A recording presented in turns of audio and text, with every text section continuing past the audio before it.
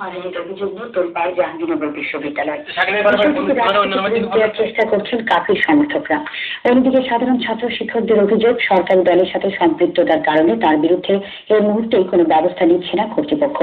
জাহাঙ্গীরনগর বিশ্ববিদ্যালয়ের সাম্প্রতিক পরিস্থিতি নিয়ে শপথ মিশনের 3 পর্বের ধারাবাহিক প্রতিবেদনের আজ দেখুন প্রথম পর্ব। ছবি তুলেছেন আলমগীর কবির।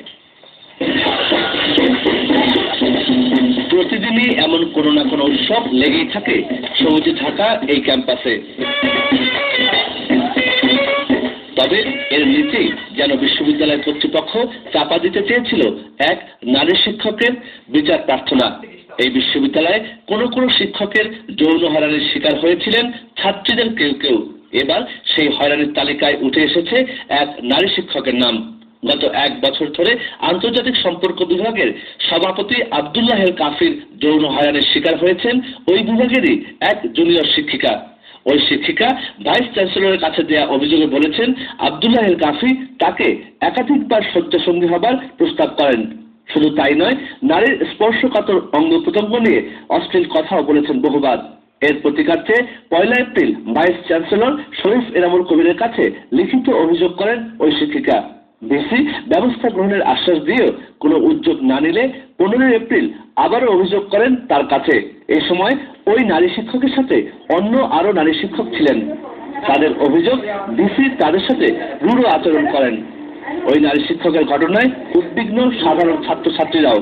শিক্ষক আমাদের কাছে পিতার সমান। একজন পিতৃতুল্য মানুষের কাছ থেকে যদি আমরা এই ধরনের আচরণ পাই, তাহলে অন্য মানুষদের কাছ থেকে আমরা কি এক্সপেক্ট করতে পারি? একজন শিক্ষিকা বিশ্ববিদ্যালয়ের মতো জায়গায় চাকরি করেও সে যখন নিরাপদ নয়, এই জায়গায় আসলে অবিলম্বে একটা সুষ্ঠু তদন্ত এবং বিচার প্রয়োজন। নানান সময় তাকে যেভাবে প্রশ্রয় দেওয়ার মধ্যে দিয়ে তাকে ক্ষমতা অধিষ্ঠিত করেছে, এবারও যেন তাকে নানানভাবে প্রশ্রয় দেওয়ার মধ্যে দিয়ে, তার এই অভিযোগগুলোকে প্রশ্রয় দেওয়ার মধ্যে দিয়ে তাকে পুনর্বাসিত করা না হয়, আমরা প্রশাসনের কাছে সেই আহ্বান আমরা জানাচ্ছি। এই ঘটনায় যখন বিশ্ববিদ্যালয় তোলপাড়, তখনই এই প্রতিষ্ঠানে ঘটে ছাত্র সংঘর্ষের ঘটনা। ক্যাম্পাসে জোর গুজব এই সংঘর্ষের ঘটনা ঘটানো হয় আব্দুল্লাহ এল কাফির বিষয়টিকে আড়াল করার জন্য। এদিকে বিশ্ববিদ্যালয়ের 139 জন শিক্ষক এক যুক্ত বিবৃতিতে এই ঘটনায় উদ্বেগ প্রকাশ করেন। পরবর্তীতে শিক্ষকদের এক সংবাদ সম্মেলনে বলা হয়, ইতিপূর্বে এ ধরনের অভিযোগ উঠলে সেই শিক্ষককে সাময়িকভাবে তার দায়িত্ব থেকে সরিয়ে দেওয়া হতো। তবে ভিসি এবার তাও করেননি।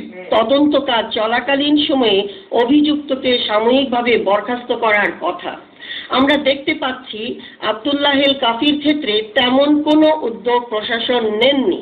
বিশ্ববিদ্যালয়ের প্রশাসন এরকম একজন অপরাধী দায়িত্ব তারা নিজেদের কাঁধে নেবেন না এবং তারা নিজেরা যথাযথভাবে ব্যবস্থা গ্রহণ করে কলঙ্ক থেকে বিশ্ববিদ্যালয়কে রক্ষা করবে। আলবিরুল রহমানের প্রতিষ্ঠা হিসেবে এই বাড়িতে থাকেন শিক্ষক আব্দুল্লাহ এল কাফি। তার বিরুদ্ধে ওঠা অভিযোগ সম্পর্কে জানার জন্য গত কয়েকদিনে বেশ কয়েকবার আমরা এই বাড়িতে এসেছি। তবে তিনি বাড়িতে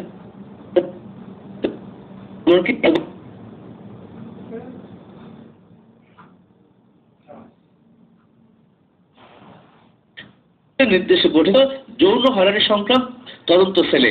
এই সেল গঠন নিয়ে রয়েছে নানা অভিযোগ। শিক্ষক ও ছাত্রদের অভিযোগ, এই সেলের সদস্যরা বিশেষ একটি দলের সমর্থক। আব্দুল্লাহ এল কাফিও একই দলের হওয়ায় প্রভাব বিস্তারের আশঙ্কা করেছেন কেউ কেউ।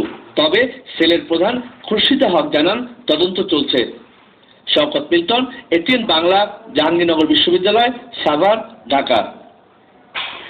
মিয়ানমারের উপর কূটনৈতিক আন্তর্জাতিক